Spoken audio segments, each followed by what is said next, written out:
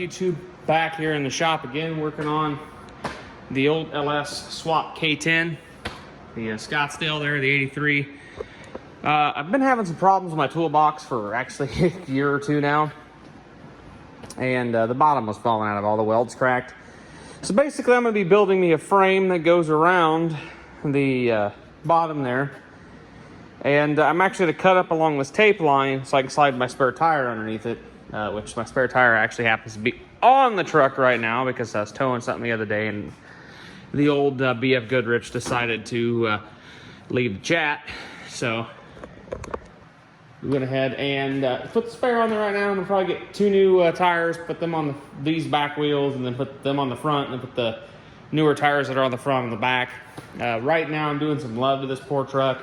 There's some stuff it needs, like I'm fixing the toolbox. I gotta do, I'm gonna get some seal savers or whatever the heck they're called. They're the little thin aluminum, or not aluminum, stainless pieces that go on where your seal rides for these 14 bolts, because it has a classic groove where the seal rides, so it leaks 80-90 from their diff out on them real bad. So I'm gonna go ahead and get those and do that, putting 2 new seals in the back at some point here soon.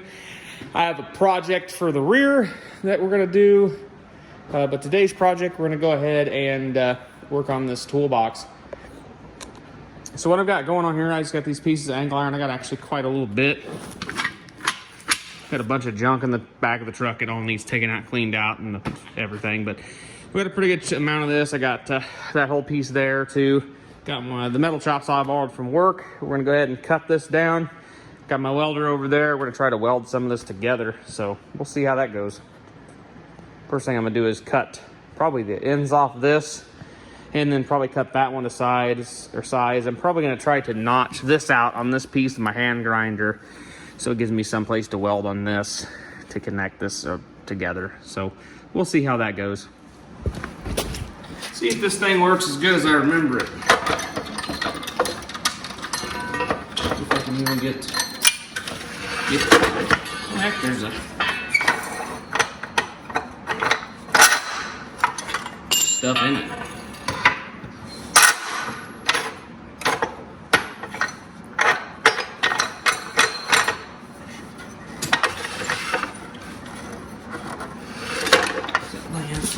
Probably. We'll just eyeball it and cut it again once I get that end off.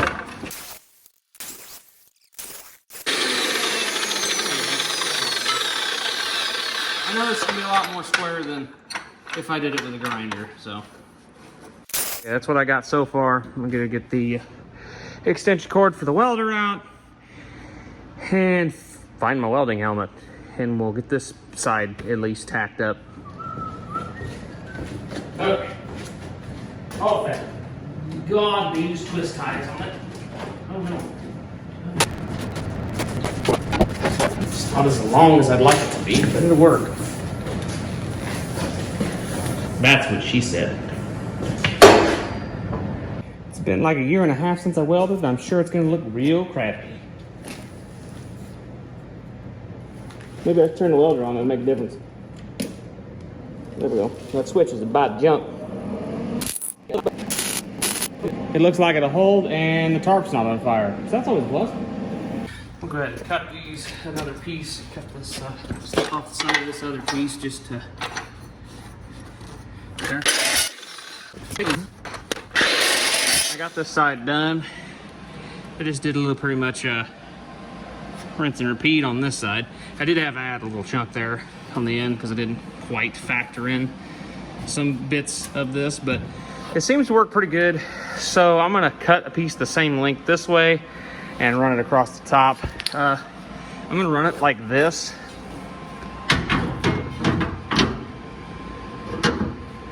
Across the top. I thought about notching this and then laying it flat. That may happen. But I do want to lay it up like this because there is going to be braces that run across too. I'll leave this folded like it is, but I'll run two of these across the back just for extra support of the floor because it's going to have a little bit of weight in it. And then from these, somewhere on this, I'm going to go with square tubing and another piece of angle iron and actually make legs that goes to the bed floor to support this frame, so the toolbox really won't be holding any weight. Okay, I got it C-clamped in there because obviously the plastic Irwin quick grip clamps won't handle the heat of welding. I'm gonna go ahead and tack both sides of that and pull the C-clamps off and check how square that is. I'm not looking for perfect, but I'd like it to be somewhat square. And then I will probably take it off and drill a bunch of holes down the side, and that's actually where I'll probably put self-tapping screws into the bottom to hold the frame to the toolbox. Like I said, this will be freestanding, but I still want the toolbox somehow bolted, or the frame bolted. So I may put some bolts in it, possibly too, but I want that to be bolted to the toolbox and to the bed. So we're gonna go ahead and tack that up and see how square it is. Wow, that's pretty square. I'm gonna go ahead and burn that the rest of the way in.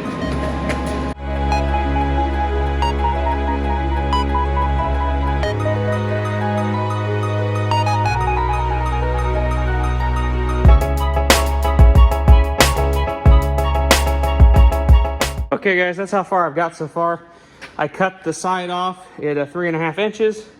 There's the diamond plate chunk, and then I have the flat plain aluminum, which will actually end up being this wall right here. As you can see, it's going to be a little off, but the floor should make up for that. But that will be plenty enough to build a side for that. So that's nice that I got that. It's even got a little bend in it to keep some more structural and integrity to it. So we'll be able to use that for the side, and we'll have plenty of floor to run the length. So that shouldn't be a problem. Right now I've got me a little piece of angle. Well, this piece I'm gonna cut so I can put it here. It's gonna be the tall length of that. Then I'll notch it to fit there. I'll weld the pieces down. Then I'll cut this piece to length, weld that up, do another one across there and back there, and do the same thing, and just build me a square around here. Now, I have an issue with this setup this way. I cannot run my angle iron like this because I didn't want to sacrifice the extra floor space for this area. So I'm either going to get some flat stock and run some heavier flat stock across, or I'm just gonna not worry about it for the time beings and just put the heavy stuff on the deep end and put lighter stuff on the shallower end, which shouldn't really be a problem because my totes for my like hitches and straps and whatnot are all gonna be on this side. So that shouldn't be a problem. So yeah, this will help take up that weight, and this will have legs on it. I am probably gonna put, I don't know if I'm gonna put legs. I will probably put legs on the end. We'll see once it's in there how the tire and stuff fits in it. I probably won't do the floor until after I do the legs and everything. Probably just get this bolted down, get some bolts in it. And then like I'm gonna do probably 3 down this side, maybe 2 on the side there, 3 down that side. Maybe 4 here across, 2 on that side, 4 on that side probably. Something like that. Just to kind of, when they're keeping it bolted on there, it'll be bolted solid and won't want to come off, and just kind of help it keep it together.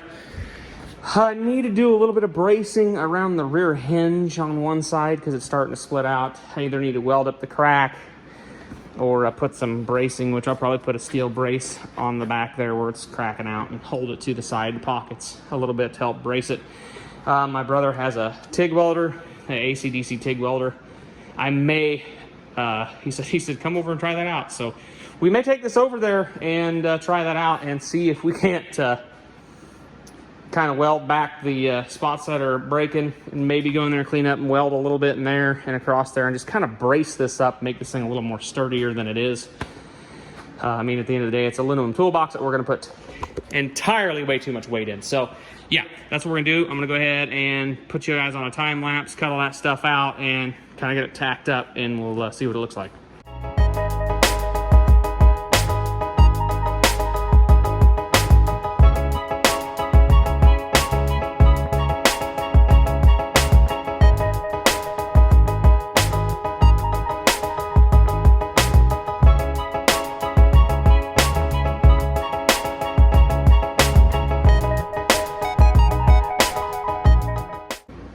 So I got it all welded up, and it came out pretty good.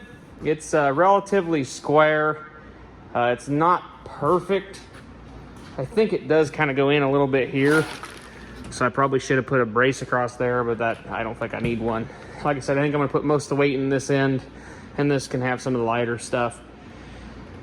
So we'll go through and I'm gonna drill and bolt it, the structure to the toolbox. Then before I put the bottom in it, we'll put it in and build the legs that go in the bed after I clean the bed out. But for today, I think I'm gonna go ahead and call it a day for this. We'll call it a video for this part and call this part one. This is gonna have more than just building the frame to the bottom of this. There's gonna be a bunch of stuff with this setup. It's kind of gonna be the ultimate toolbox, if you will. It's pretty much going to be a pickup service body in the back of a pickup, a mini pickup service body, so if you will. My plan for this truck is gonna be building it into the ultimate revival rescue vehicle, or whatever you wanna call it. So it's gonna have a big winch in the back so I can hook up to any trailer and pull anything up on a trailer. I'm not gonna knock the 3,500 pound winch that has been on the back of it, made by Colpin. That's been a pretty good winch, and it's picked up and pulled well more than 3,500 pounds up onto trailers, and it's worked really well. But I just need something a little more. In upcoming videos, we'll show you what we chose for that. Like I said, we're gonna have to be able to put the spare underneath this bed. I'll get a nice jack so you can actually change the tire along the side of the road. I would like to do onboard air in this truck at some point in time, so possibly some tanks will go underneath this side. You can get little air tanks relatively cheap. And probably do a couple 12-volt compressors. I got a hose reel already. What else? I'd like to possibly do an inverter in it too, because you never know when you need to run. You can get 2,000 watt inverter. You never know when you need to run some 120 volt items, so we might have that. We are going to be running a heavy wire from the front of the truck to the back of the truck. We're going to be splitting it off under the cab, right about where the beginning of the bed is, so I can run wires up into the toolbox for maybe the inverter. You know me, we got to have a stereo in the truck, so I'm probably going to put a 5-channel amplifier in it. I have a sub for it. I've got to finish welding up the seats. I don't think I ever really showed this in videos, and of course that door's locked for some reason. I don't think I showed this, but I put a set of 03 seats in it, and I've been driving around with them not really bolted in. So they're on a custom metal frame. You do set up pretty high. I need to make stuff that comes down and bolts down into the seat holes. But yeah, it works pretty good, and I like them. I gave them the cup holders in the center console and the armrest that flips down, and then you flip it up and have a center seat with all the built-in seat belts and stuff. I like them. I do need to recenter them and then build some brackets and weld up the buddy seat to where it's going to set in there nice and straight like and where it's supposed to be.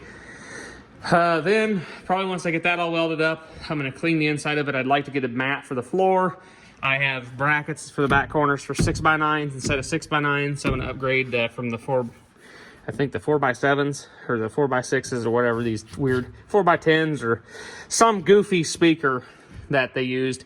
I'm going to upgrade from those to the 6x9s. I am going to keep these though, because these will probably end up in the other project that we're going to be having come to the channel here shortly. Yeah, like I said, the axle stuff, I would like to put a hidden or a hideaway winch in the front that comes up through where the license plate is. Possibly make it where the license plate flips up and you can access the fairlead behind it. I don't know, we'll see. I might make a piece that sets back recessed in there and hides the hook, but I'd like to put like a 12 or 13,000 pound winch in the front. I happen to have a 13,000 pound winch for the back, so there's a little bit of sneak peek to that. But yeah, it's gonna get a 13,000 pound winch in the rear, so if I put a 13,000 pound winch in the front and rear, this thing should be pretty unstoppable. I would like to put a some kind of limited slip pause unit in the rear though, because this thing is in 2-wheel drive is about useless with that open differential. But you throw it in 4-wheel drive with that locked Data 44 in the front, it'll go anywhere you want to go. Really, other than that, it's been a solid kick-ass truck. I've beat on this poor thing. I've had numbers of stuff behind it. and it's just been a really, really good, reliable pickup. And yeah, I'm happy with it. Happy I built it, but now we're making it a little bit better, and we'll see you guys in the next one when we continue with the ultimate toolbox build for the truck. So.